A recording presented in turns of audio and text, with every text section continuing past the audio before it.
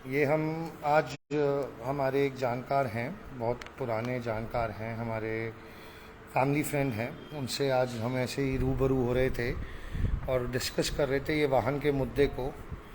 और वो भी बहुत पीड़ित हैं और वो समाज के समक्ष अपनी पीड़ा को अपने मुख से एक बार बताना चाहते हैं।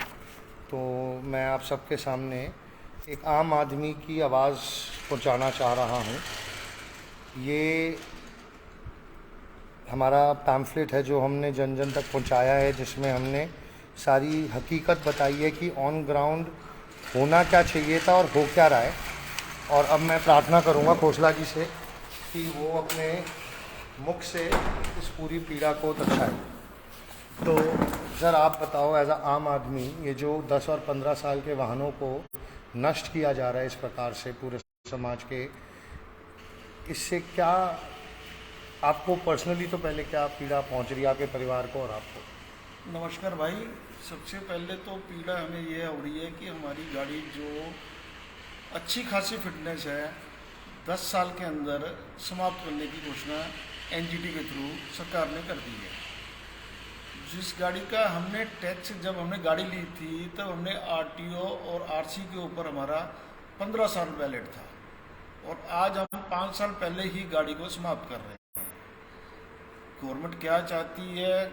हाँ, पॉल्यूशन है, बच्चों के लिए दिक्कत है, तो उसके आप फिटनेस सर्टिफिकेट ले सकते हो, आरटीओ से क्लियर करवा सकते हो। गाड़ी 8 साल में हमने अभी बैंक से लोन लेके फ्री कराई है। 2 साल गाड़ी भी नहीं हम रख पा रहे हैं, उसको हम 2 लाख रुपए में भी नहीं बेच पाएंगे। 40,000 रुपये में गाड़ी जाएगी। हम दोबारा क्या उसी काम में लगे रहें? ज़िंदगी में एक गाड़ी लेनी है, 7-8 साल हम मुश्किल से क्लियर करा पाते हैं व्यापार के हिसाब से, और 2 साल बाद उसे गाड़ी को कंडम करना पड़ जाता है हम लोगों को। किसके लिए हम जी रहे हैं? हम अपने लिए जी रहे हैं या कुछ और पूंजीपति लोगों के लिए जी रहे हैं? गवर्नमेंट क्या हमारी पूंजीपतियों के हाथ में खेल रही है या आम आदमी के लिए कुछ काम करना चाह रही है? ये गवर्नमेंट का ठीक है, एंग्जाइटी की प्रॉब्लम है, पॉल्यूशन की प्रॉब्लम है, उसके लिए गाड़ी के इंजन अच्छे हो जाएं, फिटनेस ठीक हो, वो तो हमें समझ आती है बॉस, लेकिन ये नहीं समझ आता कि गाड़ी ही ख़त्म कर दी जाए। तो सर जैसे आपने कहा टेक्नोलॉजी बेटर हो, इंजन बेटर हो, इन्होंने BS1 और BS2, BS3, BS4, BS5, BS6, एक तो ये टेक्नोलॉजीज बेटर करी, फिर फ्यूल बेटर किया, बेटर करा, उसके बाद आज के दिन फ्यूल क्वालिटी भी बेटर करी, इंजन भी बेटर करी, तो कहीं ना कहीं मतलब प्रदूषण तो लेस होना ही चाहिए था। जी जी। तो टेक्नोलॉजी बेटर करने के बाद और आपको CNG पे भी घुसाया, जो कि क्या कहते हैं, एक तरह से उनके अनुसार पोल्यूशन फ्री फ्यूल था। उसके बाद अब आपको कह रहे हैं कि ये सब भी गलत था, अब आप अगले वाहन पे चलिए, अगली टेक्नोलॉजी पे चलिए, इलेक्ट्रिक व्हीकल पे भी बढ़िए, लेकिन जो पुराने हमारे निर्णय थे वो गलत थे। तो निर्णय तो गवर्नमेंट के द्वारा दिए गए, हम लोग तो गवर्नमेंट की दी हुई पॉलिसी के हिसाब से चल रहे हैं ना। एग्जैक्टली हम चल रहे हैं, हाँ, लेकिन वो पॉलिसी आज क्या कर रही है? आज हमारे समाज को अपाहिज और पीड़ित कर रही है। आज क्या जेबों में से पैसे सरेआम गवर्नमेंट खींच रही है, डाका डाल रही है, डाका डाल रही है। इसमें कौन सी बात है भाई? हर चीज़ इनकम टैक्स हम देते हैं, सब कुछ हम देते हैं। गवर्नमेंट के थ्रू से बैंक फाइनेंस कराया है 8 साल के लिए, और बैंक फाइनेंस करती है 7 साल के लिए। करे तो करे किसके लिए? बिल्कुल। तो भोला जी, ये तो आप as a middle class who is much better off, आप बहुत बेहतर कंडीशन में हैं बहुत समाज के अन्य लोगों से भी। हम ये सोचते हैं सर, जो अन्य लोग हैं समाज में जो इतने आर्थिक रूप से नहीं हैं बलवान, जिन्होंने किसी प्रकार से कुछ पूंजी इकट्ठी करके अपने लिए पुराना वाहन कोई खरीदा होगा सेकेंड हैंड, उस आदमी की क्या हालत हो रही होगी जो उन छोटे छोटे वाहनों से अपने छोटे छोटे व्यापार चला रहा था, जो अपने घर चला रहा था, रोजी रोटी चला रहा है, उसकी क्या हालत होगी? एक किसान की क्या हालत होगी जिसका आप ट्रैक्टर नष्ट कर दोगे, जिसका डीजल जनरेटर आप नष्ट कर दोगे? एक ऑटो वाले की क्या हालत होगी? एक टैक्सी वाले की क्या हालत होगी? उन कार मैकेनिक्स की क्या हालत होगी जिनकी मार्केट आप नष्ट कर रहे हो नई टेक्नोलॉजी लाके? गवर्नमेंट को पॉलिसी देने से पहले अपने आप को पिछला बैकअप देखना चाहिए कि हम लोगों ने लोगों को दिया क्या है। आप नए से नया चीज़ कर लगा रहे हो, ठीक है, नई से नई टेक्नोलॉजी दे रहे हो, लेकिन ये थोड़ा ना पुरानी चीज़ को आप बिल्कुल ही खत्म कर देंगे। बिल्कुल ही खत्म कर देंगे। और तो कहीं ना इस हिसाब से तो पुराने बुजुर्ग रहने नहीं चाहिए। बिल्कुल नई जनरेशन के हिसाब से 40 के बाद तो आदमी गवर्नमेंट को मार देना चाहिए। बिल्कुल सही बात है। क्यों रखना 60 साल के लिए भी? हमने तो ये भी सवाल उठाया एनजीटी पे जाके सर कि जब एक बार रिटायर हो जाता है आपका ऑफिसर तो वो सडनली फिर कहीं और का गवर्नर कैसे बन जाता है, चेयरमैन कैसे बन जाता है, उसको तो रिटायर करो आप, उसको मेंटल असाइलम में लेके जाओ। तो गवर्नमेंट से रिक्वेस्ट ही कर सकते हैं कि इन पॉलिसीज को देखते हुए आम आदमी को, middle class, lower class, upper class को एक किसी शिकंजे में ना फंसाते हुए गरीबों का, आम आदमी का ख्याल करते हुए इस पॉलिसी के ऊपर ध्यान देना चाहिए। बिल्कुल समाज के हित में, समाज के हित के अंदर चलना अगर चाहिए। सरकार देगी तो बहुत अच्छा रहेगा, नहीं तो अगर सरकार ने ही पूंजीपति को हाथ में खेलना है या पूंजीपतियों का कोई प्रेशर है, कंपनीज का कोई प्रेशर है, तो इसका कोई इलाज ही नहीं है। इलाज नहीं है। मैं आपके माध्यम से एक मैसेज और पहुंचाना चाहता हूं सबको कि एक्चुअल में जो लॉ पास्ड है वो सिर्फ BS1 और BS2 इंजन्स के लिए है। दूसरा वो 15 साल पुराने होने चाहिए और तीसरा वो सिर्फ डीजल होने चाहिए। अगर ये 3 कंडीशंस मीट होती हैं तो आप स्वेच्छिक भाव से उसे नष्ट करवा सकते हो, उसमें भी ज़बरदस्ती नहीं हो सकती।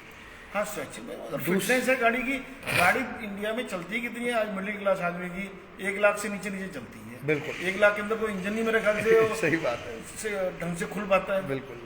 और दूसरा फिर आप PUC दे रहे हो, दैट मीन्स आपका वाहन ठीक है, ठीक है, फिट है, पॉल्यूशन दे रहे हो, फिटनेस दे रहे हो, सब कुछ ले रहे हो, फिर क्यों? फिर क्यों? और तीसरा सवाल सर आपके माध्यम से एक और मैं पूछना चाह रहा हूँ। 9 साल 364 दिन रात 12 बजे तक मेरा वाहन बिल्कुल हेल्दी था, घड़ी में 12 बजते ही वो अनहेल्दी कैसे हो गया, उसका तर्क जरूर दीजिए। बिना आपने टेस्ट किए वाहन का आपने उसे कैसे अनहेल्दी घोषित कर दिया, उसका कृपया साइंटिफिक तर्क दीजिए, क्योंकि आप तो वैज्ञानिक रूप से हमें समझाइए। टेक्नोलॉजी बताए ना कि कैसे अचानक घर पे ही मेरे आपने वहाँ से घोषित कर दिया। बिल्कुल बिल्कुल बिल्कुल। ये तो गवर्नमेंट को सोचना चाहिए कि देश के बारे में, लोगों के बारे में। ठीक है, नई नई व्हीकल्स आने चाहिए, नई एडिशन होनी चाहिए टेक्नोलॉजी, लेकिन बिल्कुल ही पुरानी टेक्नोलॉजी 5-7 साल वाली बिल्कुल डेड नहीं करनी चाहिए। मेरी तो गवर्नमेंट से ये अनुरोध है, एनजीटी वालों से भी अनुरोध है कि कृपया करके जिन लोगों के लिए आप बना रहे हैं उन लोगों के लिए फाइनेंशियली भी कुछ देंगे कि वो लोग वैसे ही ना डूब जाएंगे। बिल्कुल बिल्कुल बहुत ठीक है, आप बच्चों के लिए सोच रहे हैं, लेकिन जो आज तक में मिडिल क्लास जो उन बच्चों को पालने पोषने का काम कर रहा है, कहीं उन्हीं की चेन ना टूट जाए, उन्हीं की चेन ना टूट जाए, इतना ना पीड़ा उत्पन्न हो जाए कि वो फिर विस्फोट हो जाए। विस्फोट हो जाए। बिल्कुल।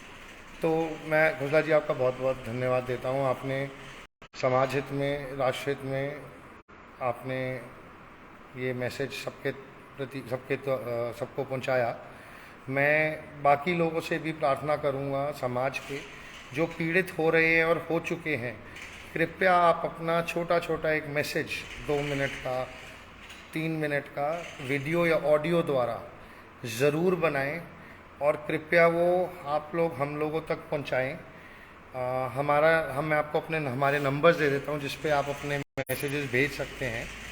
9717080722 9717080722 और दूसरा नंबर है 9625271925 9625271925।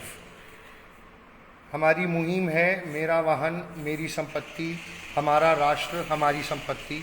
कृपया इसमें अपना योगदान दीजिए ताकि हम सब मिलकर समाज की इस पीड़ा से लड़ सकें और प्रार्थना कर सकें सरकार से कि अपने इस निर्णय को थोड़ा और गहराई से आंकलन करके समझकर पब्लिक, गवर्नमेंट पब्लिक के साथ होनी चाहिए, बाकी पब्लिक गवर्नमेंट के साथ है। भारत माता की जय, कार्यक्रम ठीक होना चाहिए। बिल्कुल बिल्कुल। वंदे मातरम, जय हिंद, भारत माता की जय।